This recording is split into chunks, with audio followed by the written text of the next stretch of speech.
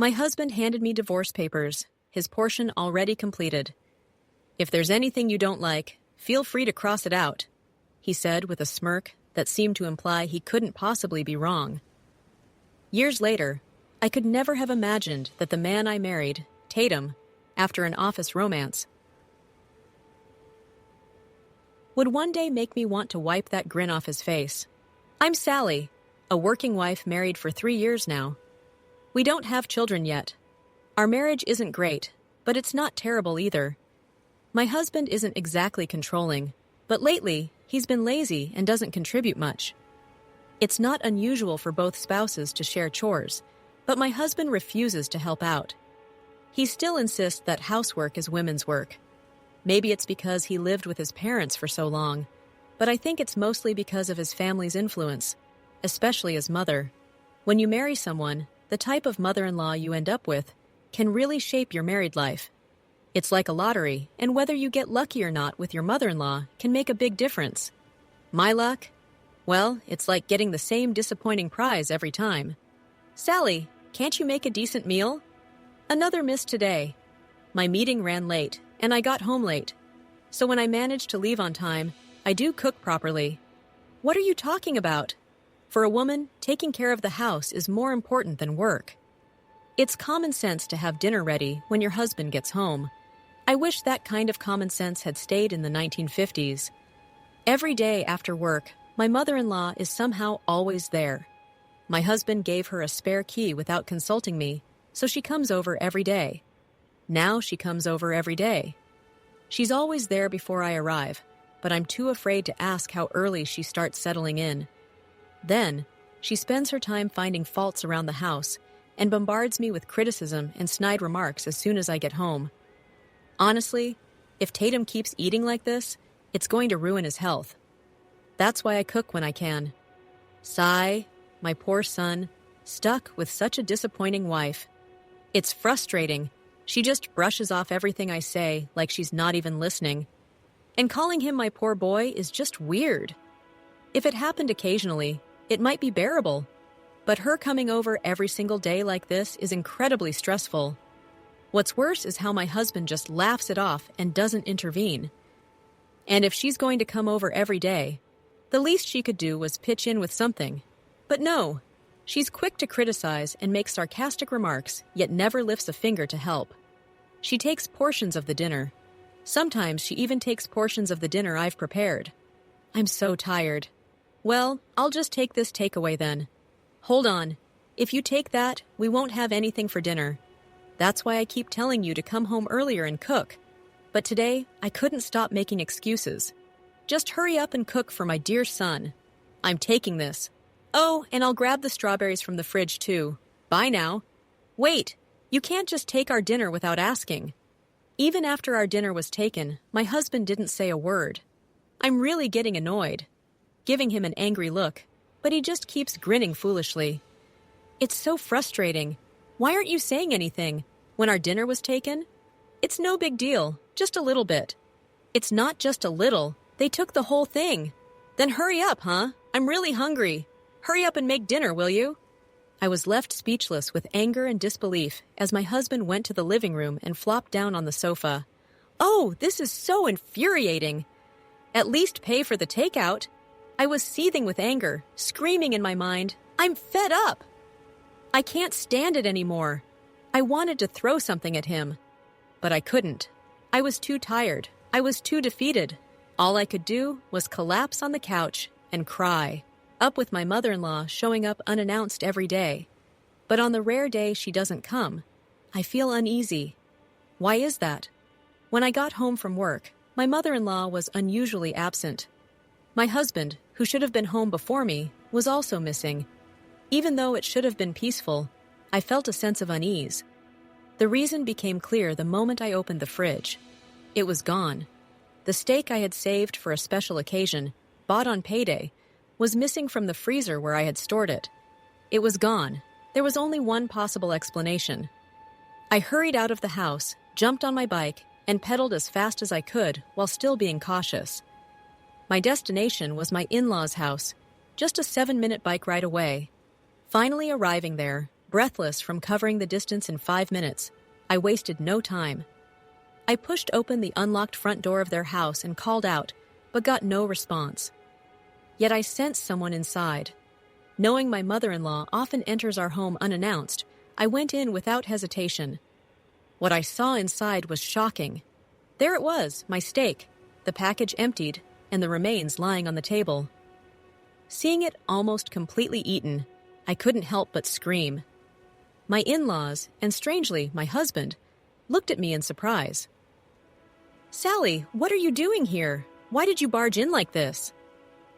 Sally, ignoring their questions, I grabbed the tray that had held the steak and glared at them. This is the steak I bought, right? Did you eat it without asking?" "Oh, that?" "It was delicious." "Thank you." My mother-in-law smiled cheerfully at me while my face burned with anger. "It's not about whether it was delicious. I bought that to share with my husband. Why did you eat it without asking? It's no big deal. Tatum had some too, but I didn't get to eat any." "Heh, serves you right for planning to eat it alone. Consider it a lesson for not buying enough for all of us. Learn from this. Why am I the one who has to learn a lesson?" I looked at my husband, hoping for support, but he just grinned foolishly again. "And you? Why didn't you stop them?" "Well, I did get to have some, so it's okay if I didn't get more." "There's no need to get so upset. We can just buy more. That's not the point. It's useless." Nothing I say seems to get through to my husband. Just then, tears started welling up in my eyes, and I felt a gentle hand on my shoulder. I looked up to see it was my father-in-law, always calm and quiet. I never understood what he was thinking, but I couldn't believe he joined in eating it, or maybe he didn't know I had bought it. That's what I thought anyway. "Sally, next time, get a bigger piece of meat so we can all enjoy it properly," my mother-in-law commented casually. "That's not the issue here at all. Do they have no sense of apology?" Their selfish actions drained me so much that I couldn't even find the energy to respond. "I'm leaving. Don't you dare come barging in here again." My mother-in-law's voice rang out as I turned to leave. My husband stayed behind, mindlessly drinking beer. At that moment, I felt utterly indifferent. A few days later, I realized I needed to have a serious talk with my husband. The conversation took a surprising turn. What I blurted out involuntarily, while I was out working, I unexpectedly saw my husband. Seeing him wasn't unusual. He's in sales, after all. However, it was strange because he had told me he was on a business trip in another state. Why? What's going on? To make matters worse, he was walking arm in arm with a woman I didn't know. Judging by his foolish grin, it was clear they had more than just a casual relationship. I instinctively hid and listened as they approached, overhearing their conversation. "Tatum, why are you looking at me like that?" she asked. "Because you're so cute," he replied in a pathetically lovesick tone. Their conversation continued. "Do you really want to marry me?" she questioned. "Yes, I want to marry you as soon as possible," he assured her. "Then will you get a divorce?" "Of course, I'll talk to her about it tonight." "Decision made," he affirmed. It was confirmed he was cheating.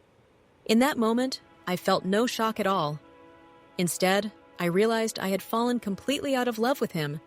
There was no love left for him in my heart. It was all gone. "I'm done," I thought. It was all gone. Feeling indifferent, I knew what I had to do. First, I needed to find a moving company. After discovering my husband's affair, I promptly moved out. 3 months later, I was busy moving once again. The movers delivered my belongings, but I had to unpack everything myself. The full-service option was too costly. As I opened the first box, the doorbell rang. As expected, there they were. My husband opened the door, and the two of them, without a word, unlocked the door and let themselves in. They rang the bell again upon reaching my door, so I silently opened it. Immediately, they entered. "Hey, Sally, long time no see," my husband greeted me. "Wow, this place is really nice," remarked my father-in-law. "Sally, what were you thinking, running away and buying a condo without telling us?" my mother-in-law exclaimed. Yes, I had finally fulfilled my dream of buying a condo. The apartment I shared with my husband was old and worn out, and I had always hoped to move somewhere better. When I found a newly built condo that matched my dreams, I didn't hesitate to make the purchase. So, when I informed my husband, he showed up uninvited with my in-laws in tow. It was exactly what I had anticipated.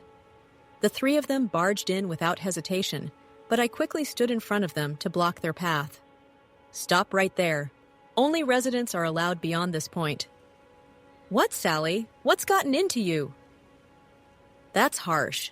They're my parents. My husband looked shocked. Sorry, Tatum, but your parents are strangers to me. Sally, how can you say that? Isn't family more important than anything? Other things matter more than that. What a bad wife. Tatum, you should leave her. Relax, Mom. But yeah, divorce might be an option. I'll ask for this condo as part of it. It's kind of small, though, isn't it? Ignoring me, my husband and his family looked around the inside of the condo. Near the entrance, it would have been better if you got a two-family house, Sally. You really don't think about others. Exactly. She's completely thoughtless, don't you think? Yeah, I wanted my own room too. But with this place, isn't it tough? They kept talking, not noticing my disapproving look. Well, if we divorce, we can figure something out, right? Just as my mother-in-law reached for the doorknob leading to the living room, I gently pushed her hand away. It didn't hurt, but she looked at me, shocked. Sally, how could you push my hand away like that? What's gotten into you? I'm just asking you to respect our privacy and not enter without permission. You're still strangers to me, I calmly explained, unafraid of her anger. My mother-in-law stared at me. Why? That's it. I've had enough. Fine. If that's how you feel, then we'll really become strangers. Tatum, divorce her immediately. My husband smirked oddly at his mother's sudden outburst, but I quickly spoke before he could respond.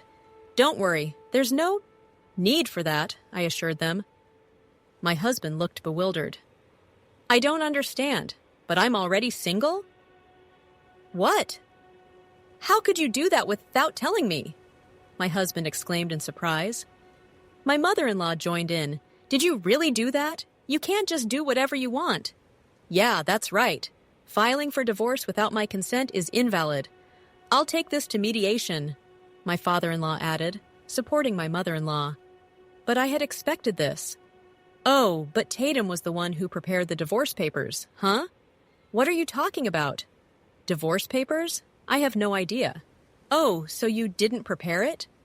Remember when we first got married, you said if there's something I don't like, feel free to bring it up without hesitation?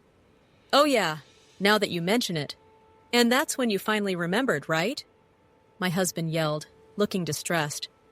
I never thought I'd actually need it, but I'm glad I kept it since there was something I didn't like. Why did you handle it yourself? Who does that seriously? It's not valid. Mediation, no divorce. Well, fine. Let's settle this thoroughly before we talk about divorce, okay? It seemed like everything had been anticipated. I pulled out documents and photos from a large envelope I had placed by the entrance. Inside were photos of my husband with his mistress and evidence of his affair. What's this? Evidence of your affair, my husband stammered. Did you? Well, you were the one who left home, so... No. The affair started long before that. I've heard a lot from this woman, your mistress, and I even have these photos. Huh? Is that true? After leaving home, I quickly consulted with a lawyer and hired a detective. They discovered that my husband and his mistress were meeting almost daily, making it relatively easy to gather evidence of their affair. With my lawyer beside me, I confronted the mistress. Tatum told me he's divorcing you and marrying me. I'm so happy he's finally leaving you. That dreamy girl gave me lots of photos of the good times she spent with my husband. No, that's not true. I expected a fierce battle with the mistress, but surprisingly, the conversation went smoothly due to her naivete. Tatum will take care of my compensation and handle the paperwork, so make sure it's done. Did he? Wait, I didn't agree to any of this. Well, I did ask her to wait quietly until the divorce is finalized. No wonder she kept avoiding me whenever I tried to contact her. I understand. The story has taken a new direction, and your explanation won't excuse your actions anymore. You're admitting you reached out to her first. That speaks volumes. Hey, wait, listen. It's not what you think. It's not what it seems. There's no point in arguing. You have the right to contest the divorce papers, but the divorce will happen eventually. I'll also be seeking compensation and a fair division of assets. That's how it stands. Caught off guard by these unexpected developments, my husband collapsed to the floor. Or rather, my ex-husband now. Considering how useless he's been as a husband, I don't expect much in terms of savings, compensation, or property division. But honestly, I'm not counting on any of that anyway. My main goal is to divorce him and break away from both him and my in-laws. That's all I hope to achieve. I have a job and income, so I'll manage. I still have savings after buying the condo. I'm not worried about my future if I can just stand up for myself against my husband. That's enough for me. With these thoughts in mind, I looked down at my stunned ex-husband. However, it was my mother-in-law who couldn't hold back. Wait a minute, Sally. What are you talking about? Your son cheated without our knowledge, didn't he? Well, even though our son cheated, it must have been your fault too, right? It's the wife's fault for getting cheated on. Oh, is that so? Well then, could you please leave now? This is exactly what I expected. I didn't think we'd have a reasonable conversation anyway. No matter what she says, she's just a stranger now, completely unknown to me. I decisively began to usher her out, but my mother-in-law resisted strongly against my efforts. Even if you're getting divorced, you need to hand over this condo for the property division. Why should I do that? We bought this with marital funds, right? Our son has a share too. They probably don't understand the whole situation, my mother-in-law said with a smug look.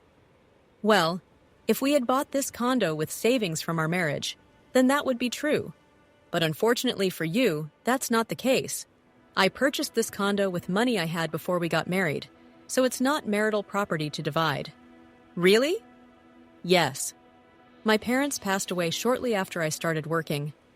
That's why I had planned to care for my in-laws after marriage, but facing my mother-in-law's constant attacks and snide remarks every day shattered that resolve completely. Tatum never contributed financially to the household. Looking back now, was he spending it on his affair? Well, it doesn't matter. I've been covering almost all our living expenses, so there are no savings from our marriage. But compensation is different. Even if it's paid in installments, please ensure your son pays it promptly. I can't believe this, Sally-san. Can't you reconsider the divorce? I'll talk sternly to my son about it. Why should I? There's no benefit for me in that. But I promise to stop criticizing from now on. Well, it's too late for that now. But how about this? Let's have steak tonight.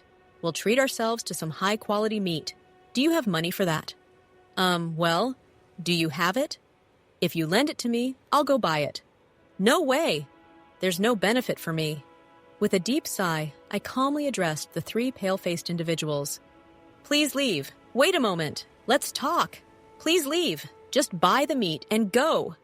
I shouted with determination, and in that instant, they all jumped up and hurriedly left. Ah, that's a relief.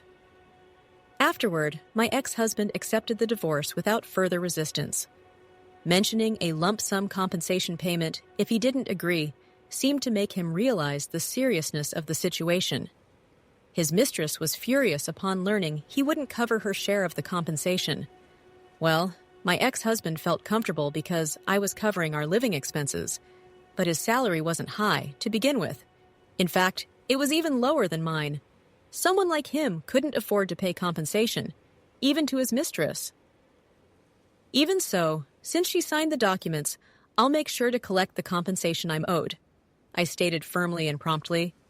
I was worried my ex-mother-in-law might return, knowing the condo's location, but thankfully that concern was unnecessary. It seems she aged rapidly and lost energy due to the shock. My ex-father-in-law, struggling on a pension, came back home in tears because he couldn't afford rent either. Surrounded by two unreliable men, her ex-father-in-law and ex-husband, and struggling in a tough financial situation, it seems my ex-mother-in-law doesn't have the energy to come to my house. I heard this from my ex-husband, who pleaded with me to wait for the compensation payment. Now that I've started fresh as a single person, I'm enjoying carefree days of independence at home. There's no one making snide remarks, and no one eating my groceries without permission. I'm really enjoying living alone. Maybe I'll try some local specialties next time. Freedom is truly nice, I whispered to myself. Oh, it feels so good. Freedom, I exclaimed. It feels great. Should I open another beer?